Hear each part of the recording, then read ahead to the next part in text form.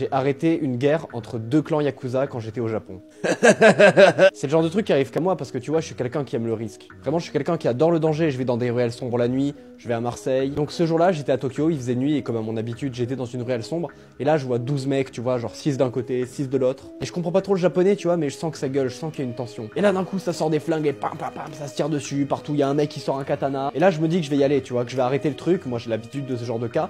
Et je me prends une balle. Après, évidemment, vous vous en doutez, ça rebondit. Et je décide de me frayer un chemin à travers les balles qui me rebondissent dessus pour séparer les deux chefs de clan. Des gros baraqués, là, super tatoués. Et pour les calmer, je me dis que je vais sortir ma botte secrète et je leur donne le nom de l'assassin personnel que Vladimir Poutine engage. Voilà, c'était un jour, j'étais en Russie, Vladimir est un très bon ami et il m'a donné le nom, voilà, de son assassin, que je ne peux pas dire publiquement, évidemment, mais voilà, il m'a dit, en cas de problème, tu l'appelles, il règle le problème.